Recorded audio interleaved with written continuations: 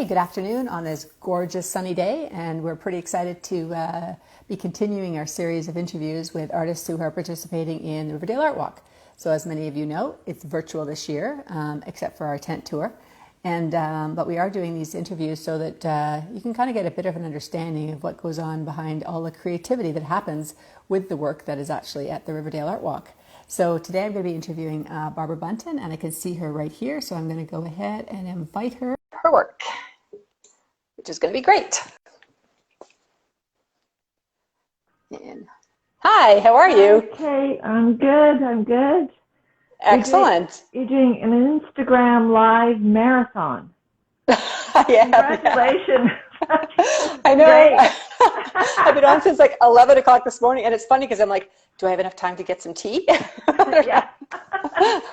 They've been great. I've listened to quite a few of them. It's been terrific. So thanks for doing it. It's great. Oh, well, I think, it's one of those things that we really miss by not having an outdoor show where you can just kind of have a conversation with people about your inspiration and people can get to know you as the artist. So yeah, that's what we're trying to do here. We're all missing it. So this is a nice little hit of that. Thanks. Yeah. So maybe we can jump right in and you can talk to us a bit about your work and your inspiration. Sure. So my work is all paper collage. So what you see, unfortunately the lighting's not so great. What you see is layers of printed paper. Actually, I'm going to put my light on. It causes a bit of reflection, but let's try it. Okay, yeah, because I'd love to see. Better? Yeah, it's not that great because everything's behind glass. So I work primarily in squares in 3 different sizes. And so each piece is multiple layers of paper. Oh, they're lovely. And beautiful. And the paper is all stuff that I've printed myself. So I start with blank paper and print on it to get texture, color, line work. I even sometimes do batik on paper. And then I make it and I chop it up. It's a little bit of a strange obsession, but that's what I do. And so how did you start? That's a bit of an unusual kind of art practice. How did you start doing that? Well, I love printmaking. I used to do a bit of printmaking. There's just something a bit magical about the transfer of texture and so on from one surface to the next. I got really obsessed by that, but I don't really like making things in editions. I'm just not, I'm always wanting to go on to the next thing. Like after the first one's done, it's kind of not so much fun anymore to do 10 more. Yeah. And I admire printmakers that do that tremendously, but it's just kind of not, my interest in the printmaking was always that alchemy almost between this service to that one. And so monoprint printmaking achieves that beautifully. And that's basically, in my practice anyways, I'm pretty much just painting onto a piece of glass, putting the paper down and pulling that off. And sometimes that's the end result. Sometimes I'm putting pressure on the back, like with this one, just a piece of printmaking paper, green ink rolled onto the plate, and then drawing on the back of it picked up the linear patterns, and then you can see that's ended up in the corner of that piece there as a texture in the piece. So that's the process for me. It's kind of 2 stages. It's doing the printmaking to get texture and design, and I don't know where those pieces are going to fit in the finished collage. I just spend days printmaking because I love it. That's playtime for me. So you must have just quite an amazing array of different papers and textures and colors and stuff around you. Yeah, actually, I'll just tip here.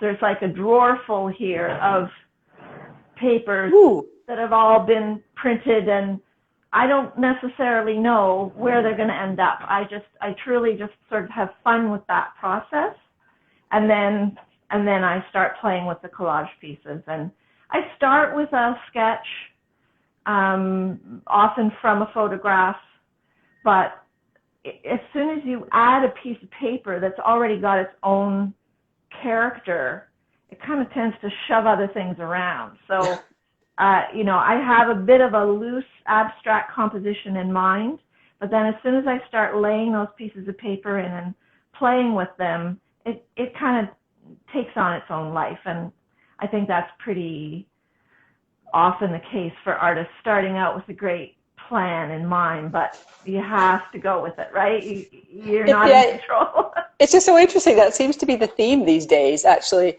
in terms like today with these interviews. Instead of kind of having a very concrete idea of where the end goal is and you're working towards that end result, it's sort of like having faith in the process, and you don't know what the end result's going to be. You just have enough faith that you know that when it's done, and it's going to be the vision you're kind of hoping for.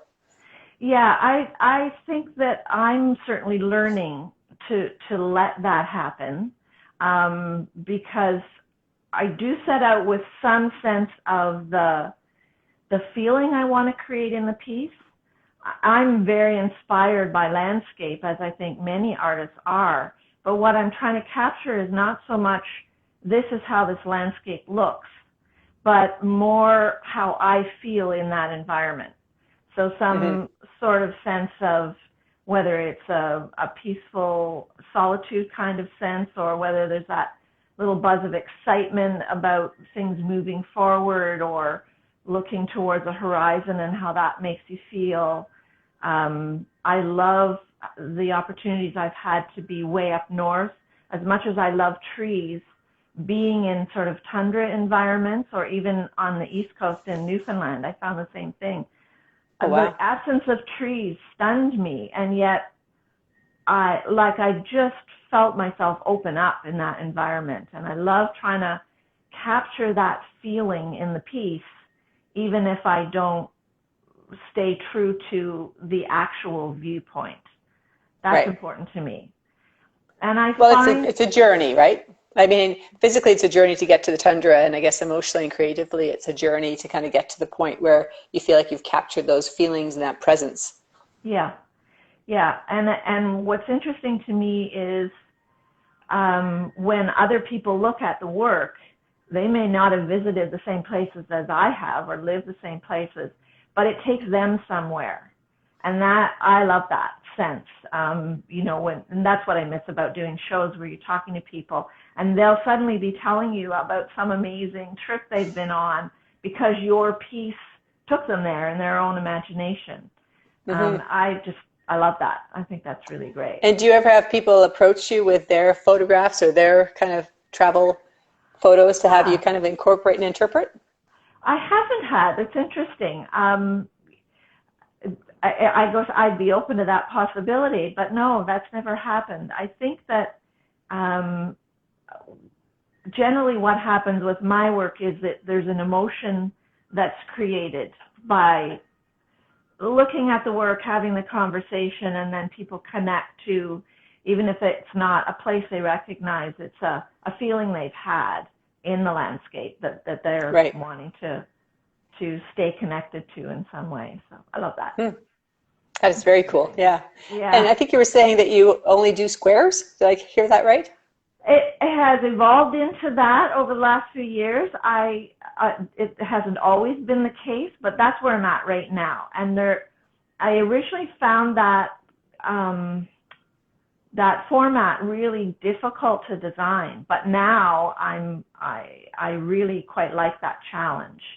Trying to create the sense of an expansive landscape within a square is, well, it's challenging, but I actually, if I can flip my camera around,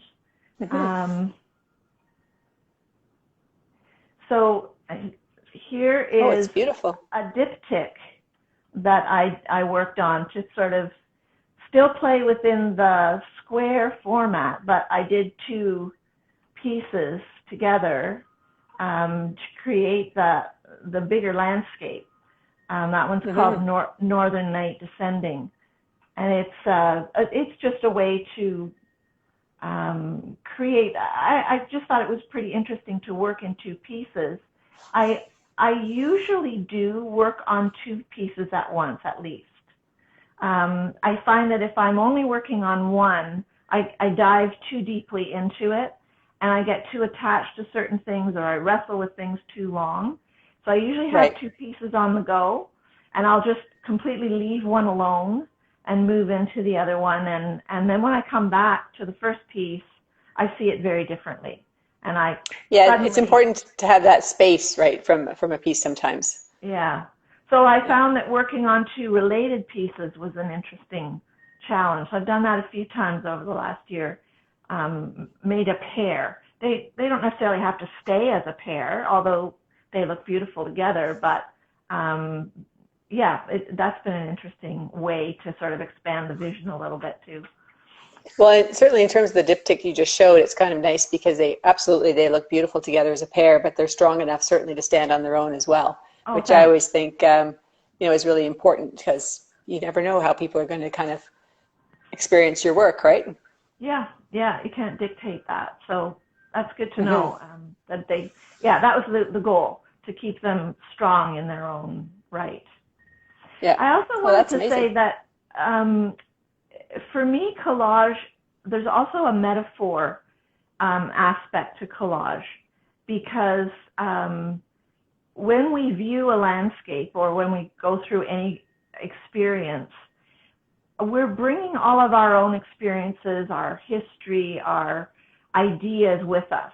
So we see a landscape in one way, whereas the person standing right next to us in the same lighting conditions, the same environment, the same weather, sees it differently, because they're bringing their own history and experiences and feeling and mood to that. And so for me, the layering up the layers of paper, which each have their own character, it's only for my benefit, but that metaphor exists, that I'm bringing my own, all of that history. Multi-layered experiences, to the piece, So, and I do find that often when people are looking at the pieces, they dive in to some of those details, and there's a little provocative reminder of a different texture, or a different plant life, or rock formation in those layers of paper. So that's another. Oh, that's fabulous. Well, it's beautiful, and I'm looking forward to being able to see them in real life. We'll get there, won't we? Hopefully soon. Yes, we will. Yeah, we'll get there. Okay, well, thank you so much. It's been really fabulous to hear a bit about your process and to see your papers, and they're just lovely. I can just definitely see that they would fit in any space. Thank you. And Thank you, so if you're looking for more of Barbara's work, then it's riverdaleartwalk.ca. You'll be able to see 100 artists, and her online store will be there, so you can purchase them, take them home, and put them on your own wall.